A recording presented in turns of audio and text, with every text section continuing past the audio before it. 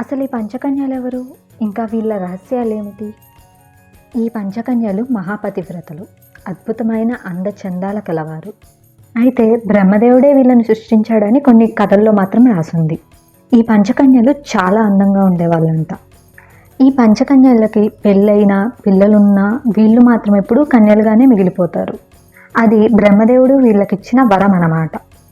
వీళ్ళు ఏ పనులు చేస్తే బ్రహ్మదేవుడు సంతోషించి ఆ వరాలు ఇచ్చాడో ఇప్పుడైతే నేను మీకు చెప్తాను. పంచకన్యల్లో మొదట ఆమె మండోదరి. ఈమె దేవకన్య అయిన హేమకు మాయాబ్రహ్మకు కలిగిన పుత్రిక. రావణాసురుడైతే ఈమెని ప్రేమించి పెళ్లి చేసుకుంటాడు. మండోదరికి అండ్ రావణాసుడికి అయితే 3 కుమారులు ఉన్నారు. రావణాసురుడు ఎన్ని చెడ్డ పనులు చేసినా మండోదరి మాత్రం తన ధర్మాన్ని అయితే తప్పలేదు. రావణాసురుడు సీతని ఎత్తుకొచ్చినప్పుడు మీరు చేసింది తప్పు అని మొదటిసారి రావణాసుడికి చెప్పింది మండోదరే. హనుమంతుడు సీతని వెతుక్కుంటూ అశోకవనంలోకి వచ్చినప్పుడు మండోదరిని చూసి ఈమెనే సీతమ్మవారు అని భ్రమపడ్డాడు. ఎందుకంటే ఆమె అంత అందంగా ఉంటుంది. రావణాసురుడు ఎన్ని తప్పులు చేసినా మండోదరి మాత్రం ఎప్పుడూ ధర్మం తప్పలేదు.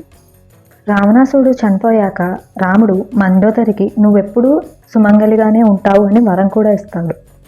ద్రౌపది మహాభారతంలో మెయిన్ క్యారెక్టర్. ఈమె పంచపాండవుల భార్య మరియు హస్తినాపురానికి యువరాణి.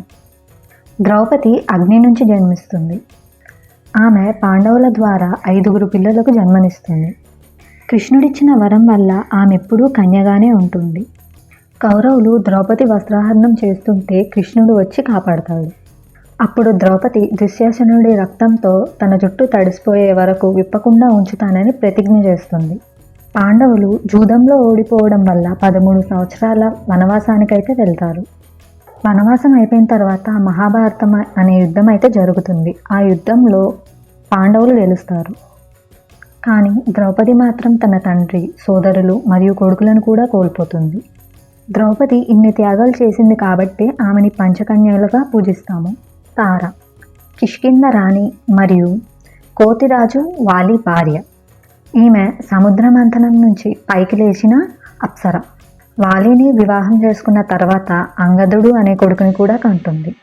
ఒక యుద్ధంలో తన భర్త అయిన వాలి చనిపోయాడు అని అనుకుని సుగ్రీవుణ్ణి పెళ్లి చేసుకుంటుంది. వీళ్ళ వివాహం జరిగిన కొద్ది రోజులకే వాలి మళ్ళీ తిరిగి వస్తాడు. అప్పుడు జరిగిందంతా తెలుసుకుని సుగ్రీవుణ్ణి నువ్వు నన్ను మోసం చేశావు అని బహిష్కరిస్తాడు. కొన్ని రోజుల తర్వాత వాలి అను సుగ్రీవులకి యుద్ధం జరుగుతుంది. ఆ యుద్ధంలో రాముడు చెట్టు వెనక నుంచి వాలిపై దాడి చేసి వాలిని సంహరిస్తాడు.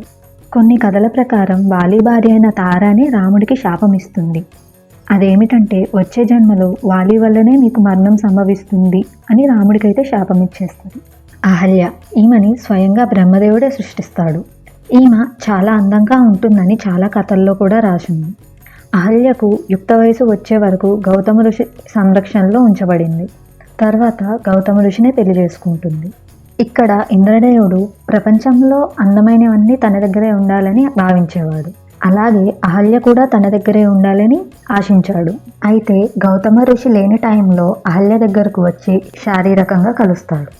ఇది చూసిన గౌతమ ఋషి అహల్యను రాయిగా మారమని శపిస్తాడు. తర్వాత రాముడి స్పర్శ ద్వారా నువ్వు మళ్ళీ నార్మల్గా అయిపోతావని కూడా చెప్తాడు. తర్వాత రాముడు వచ్చి ఆమెకి శాప విముక్తి కలిగిస్తాడు. కుంతి ఈమెని మొదట్లో ప్రీత అని కూడా పిలిచేవారు. కుంతి కృష్ణుడి మేనమామ కూతురు. తన సేవ ద్వారా దుర్వాస మహర్షిని ప్రసన్నం చేసుకుంది. ఆమె ఒక దేవుణ్ణి ఆవహించి వాళ్ళ ద్వారా బిడ్డల్ని కనగలదు. కుంతి హస్తినాపురానికి రాజు అయిన పాండు భార్య. పాండుకి ఒక శాపం అయితే తగులుతుంది. దాని ద్వారా ఒక స్త్రీతో కలవాలని చూస్తే తక్షణమే తను చనిపోతాడు. ఇది తెలుసుకున్న కుంతి దుర్వాస మహర్షి ఇచ్చిన మంత్రాన్ని ఉపయోగించి పాండవులకు జన్మనిస్తుంది. ఆ తర్వాత మహాభారతం స్టోరీ మొత్తం మనకి తెలిసిందే కాబట్టి యుద్ధం అంతా అయిపోయిన తర్వాత పాండవులు గెలిచిన తర్వాత కుంతి కౌరవుల తల్లిదండ్రులతో అడవికి బయలుదేరి తన మిగతా జీవితాన్ని అక్కడే గడిపేస్తుంది. కుంతి ఒక అడవి మంటల్లో చంపబడి స్వర్గానికైతే వెళ్తుందన్నమాట. హిందూ పురాణాల్లో ఈ పంచకన్యలకు ఎంతో ప్రాముఖ్యత ఉంది. వీళ్ళని ఒక్కసారి తలుచుకున్న మన పాపాలు పోతాయని నమ్ముతారు.